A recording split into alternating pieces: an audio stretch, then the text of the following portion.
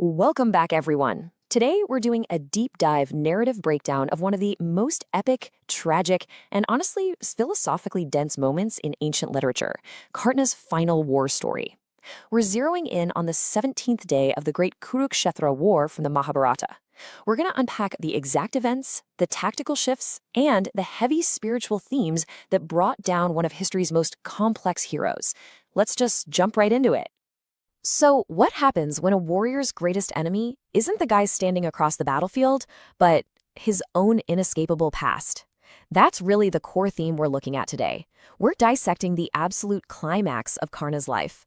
Now, as we'll see from the source text, his downfall wasn't just about crossing swords or trading arrows. It was this intense moment where karma, ancient choices, and cosmic destiny literally all crashed down on him at the exact same time.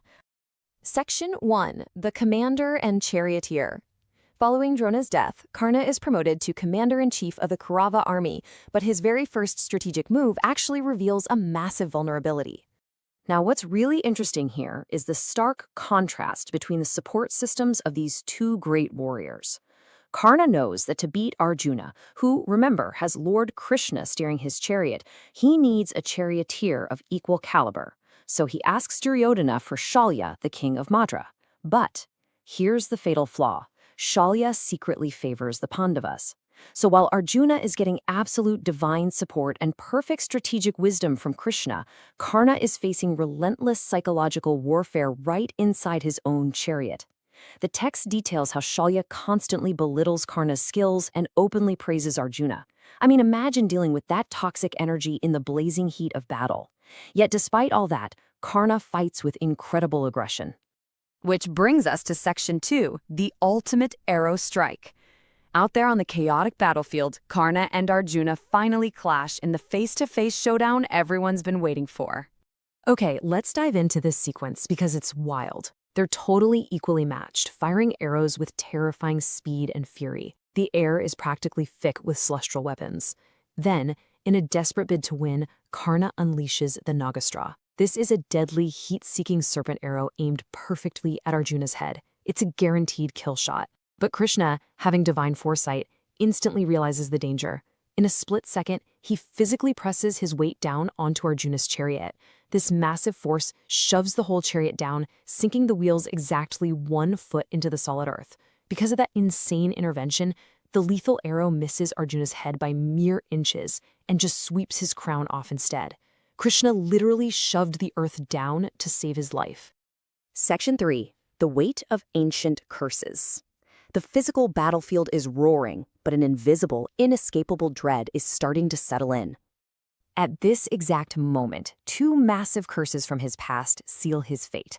First, there's the curse from his fierce guru, Parshurama. Years ago, Karna lied about his lineage to learn ultimate weaponry.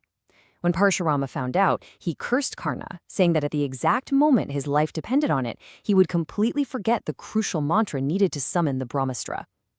Then you have the second curse from Bhumi Devi, the earth goddess. Because Karna once accidentally killed a calf and later aggressively squeezed the earth to help a crying child, she cursed him so that the earth would trap his chariot wheel during his final, most critical battle. And sure enough, as he desperately tries to summon the Brahmastra against Arjuna, his mind just goes blank. The inescapable weight of karma is closing in. Section 4. The Chariot and the Dharma.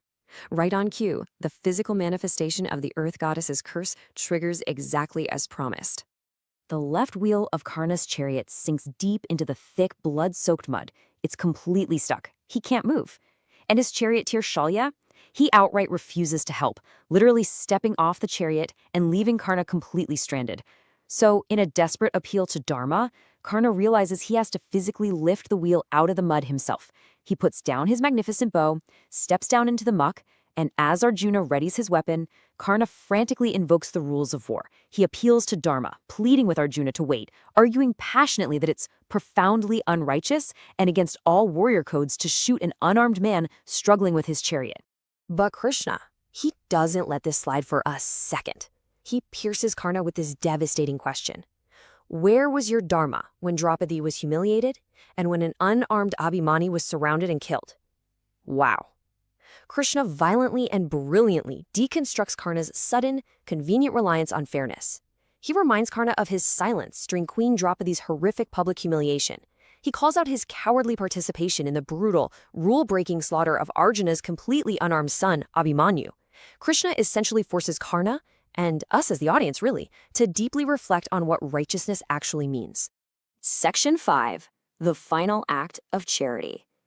Now, despite these terrible curses and being totally weaponless, Karna still can't be killed. And this brilliantly illustrates the concept of punya. Punya represents the powerful spiritual merits you gain through righteous deeds. For Karna, this was a lifetime of absolute, boundless charity. I mean, the guy was legendary across the land for never, ever refusing a request from anyone.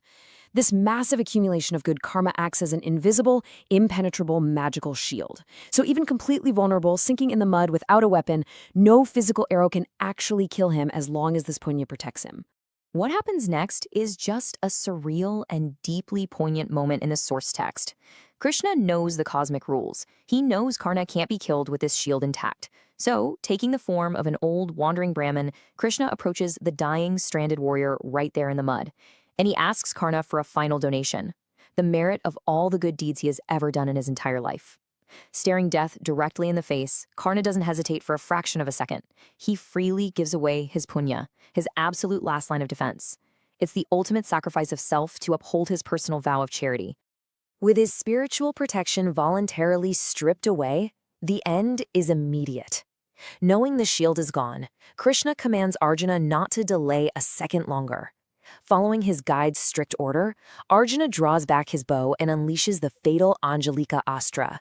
The devastating arrow flies true, striking Karna and instantly severing his head. The great commander finally falls. But the source text doesn't end with just a fallen body on the ground. It gives us this vivid, magnificent final visual. Karna, remember, was the biological son of Surya, the sun god. Upon his death, a brilliant, blinding beam of light merges from his fallen body. His soul transcends the muddy, tragic battlefield of Kurukshetra, turning into pure, radiant light and descending to the sky, finally merging back into the sun. As we wrap up this narrative breakdown, I really want to leave you with a profound question to think about. Can a lifetime of boundless charity outweigh the consequences of choosing the wrong side?